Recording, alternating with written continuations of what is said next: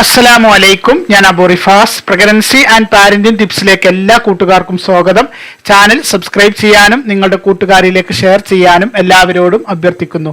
ഗർഭധാരണം വൈകുന്നതിന് അല്ലെങ്കിൽ നടക്കാതെ വരുന്നതിൽ സ്ത്രീകളിൽ ഉണ്ടാകുന്ന ഒരു പ്രധാന പ്രശ്നമാണ് അണ്ടങ്ങളുടെ കുറവ്, അല്ലെങ്കിൽ അണ്ടം വളർച്ചയില്ലാതെ വരിക, അണ്ടം ക്വാളിറ്റി ഇല്ലാതെ വരിക, അക്കാരണം കൊണ്ട് ഓവുലേഷൻ നടക്കാതെ വരിക.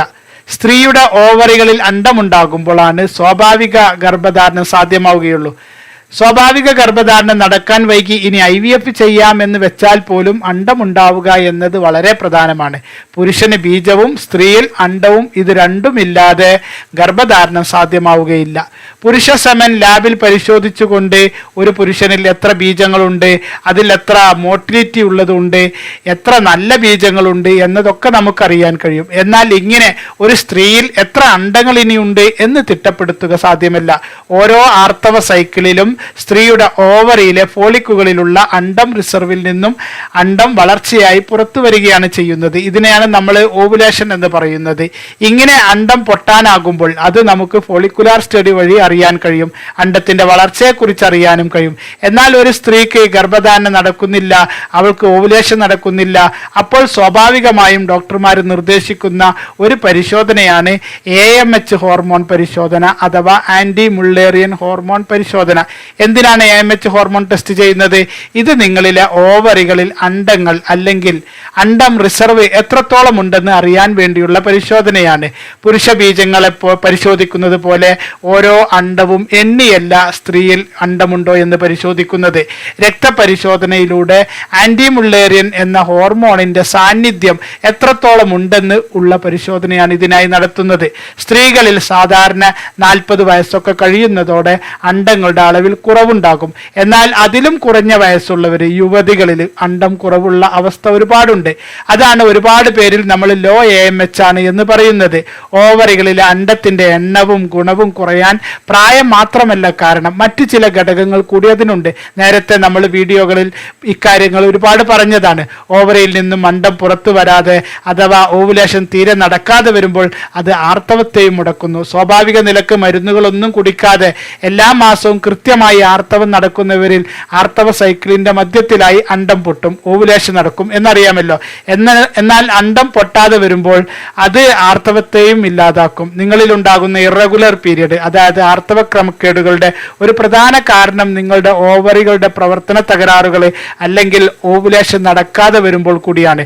2 കാര്യങ്ങൾ വഴി ഓവറികളിലെ അണ്ടങ്ങളെ കുറിച്ച് നമുക്ക് മനസ്സിലാക്കാൻ കഴിയുമെന്ന് നമ്മൾ പറഞ്ഞു. ഒന്ന് AMH ഹോർമോൺ പരിശോധനയും മറ്റൊന്ന് ട്രാൻസ്വാജിനൽ അൾട്രാസോണോഗ്രാഫി എന്ന ഫോളിക്കുലാർ സ്റ്റഡിയും. ഗർഭധാരണം വൈകുമ്പോൾ അണ്ടം ഉണ്ടോ ഇല്ലയോ എന്നതിനാണ് ഈ 2 ടെസ്റ്റും നടത്തുന്നത്.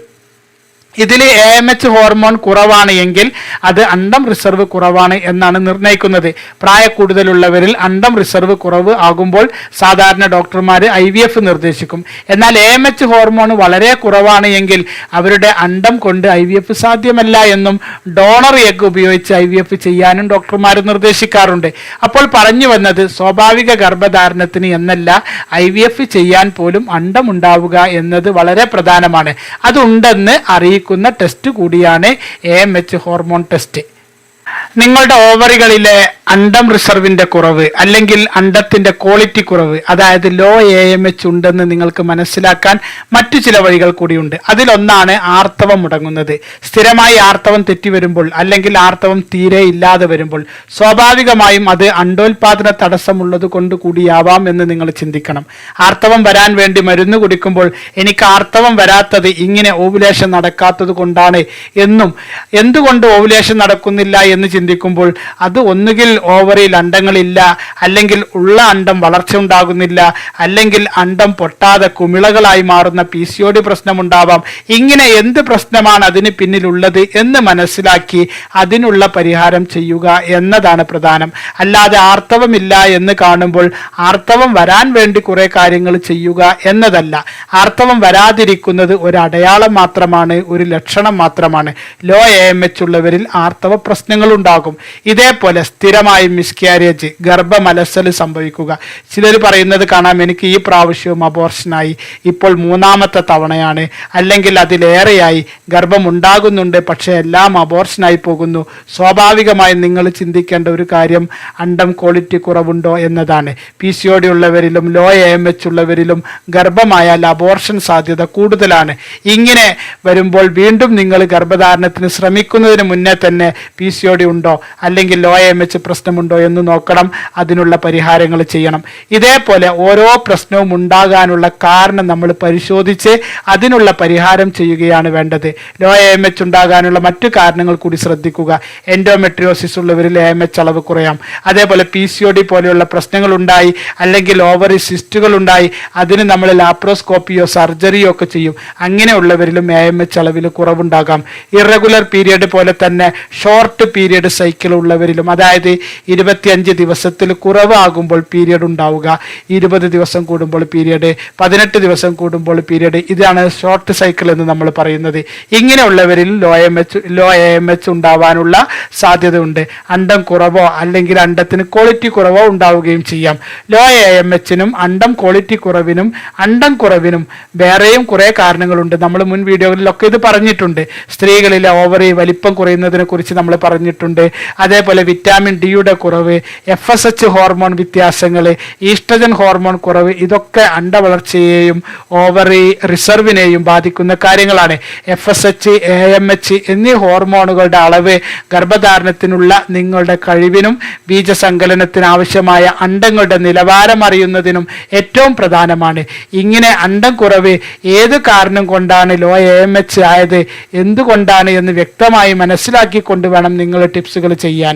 ഓരോ പ്രശ്നങ്ങളും നിങ്ങൾക്ക് എളുപ്പത്തിൽ തിരിച്ചറിയാൻ പറ്റുന്ന രൂപത്തിൽ തന്നെ നമ്മുടെ വീഡിയോകളിലൊക്കെ കൃത്യമായി നമ്മൾ പറഞ്ഞിട്ടുണ്ട്. അത് മനസ്സിലാക്കിക്കൊണ്ട് വേണം നിങ്ങൾ ടിപ്സുകൾ ഫോളോ ചെയ്യാൻ. കുറഞ്ഞ AMH അളവ് കൂടിയതിനുള്ള എത്രയോ ഉദാഹരണങ്ങൾ നമ്മൾ വീഡിയോകളിലൊക്കെ പറഞ്ഞിട്ടുണ്ട്. കഴിഞ്ഞ ഒരു വീഡിയോയിൽ ഗ്രൂപ്പിലുള്ള ഒരു സഹോദരിയുടെ AMH കൂടിയത് ഞാൻ പറഞ്ഞപ്പോൾ ആരോ കമൻ്റ് ഇട്ടത് കണ്ടു, തള്ളലാണ് എന്ന്. അങ്ങനെ ചിന്തിക്കുന്നവർക്ക് അങ്ങനെയും ചിന്തിക്കാം. വിശ്വാസമുള്ളവർ കൃത്യമായി ടിപ്സുകൾ ഫോളോ ചെയ്തോളൂ. ഇൻഷാ അല്ലാഹ് മാറ്റമുണ്ടാകും. ഇന്നലെ ഗ്രൂപ്പിലുള്ള മറ്റൊരു സഹോദരി നമ്മുടെ ടിപ്സുകൾ ചെയ്ത് AMH കൂടി എന്ന് പറഞ്ഞുകൊണ്ട് എനിക്ക് മെസ്സേജ് ചെയ്തു. അവരുടെ മുൻപുള്ള ടെസ്റ്റ് റിസൾട്ടും ഏറ്റവും പുതിയ ടെസ്റ്റ് റിസൾട്ടുമാണ് നിങ്ങൾ സ്ക്രീനിൽ കാണുന്നത്. അതിൽ അവരുടെ AMH അളവ് 0.04 ആയിരുന്നു. ഈ അളവ് കണ്ടാൽ ഏത് ഡോക്ടറും പറയും നിങ്ങൾക്ക് ഡോണർ എഗ് അല്ലാതെ മറ്റൊരു വഴിയില്ല എന്ന്.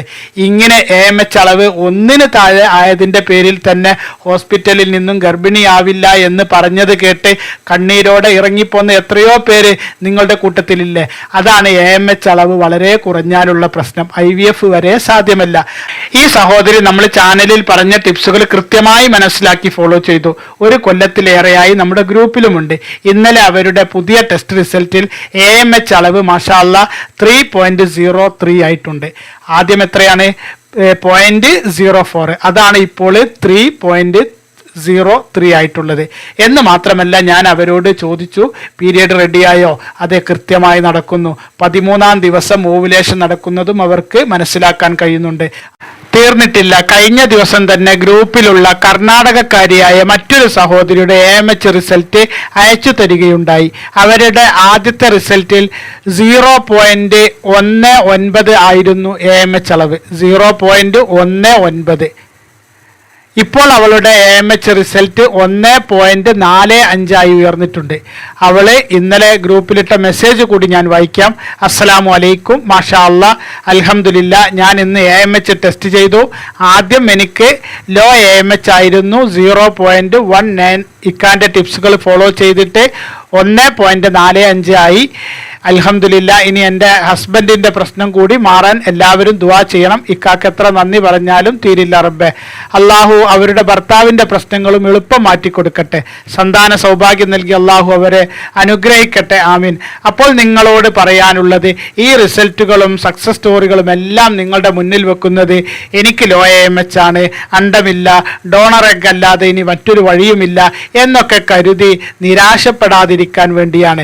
സങ്കടപ്പെട്ട് ഇവിടെ വന്നിരുന്ന എത്രയോ പേർക്ക് ഞാൻ ഗർഭിണിയായി എന്ന് സന്തോഷം പറയുന്ന പോസിറ്റീവ് കമൻറ്റുകൾ ഒരുപാട് ഓരോ വീഡിയോക്ക് താഴെയും നിങ്ങൾക്ക് കാണാൻ കഴിയും. അതിലൂടെ നിങ്ങളും മനസ്സിലാക്കുക, നന്നായി ആത്മാർത്ഥമായി ശ്രമിച്ചാൽ നിങ്ങൾക്കും നല്ലൊരു റിസൾട്ട് കിട്ടും. ഇൻഷാ അല്ലാഹ്. അള്ളാഹു അതിനെല്ലാവർക്കും തൗഫീക്ക് നൽകട്ടെ. ആമീൻ എന്ന് പ്രാർത്ഥിച്ചുകൊണ്ട് എല്ലാവർക്കും നല്ലൊരു ദിവസം നേർന്നുകൊണ്ട് നിർത്തുന്നു. അസ്സലാമു അലൈക്കും വറഹ്മത്തുള്ളാഹി വബറകാതുഹു.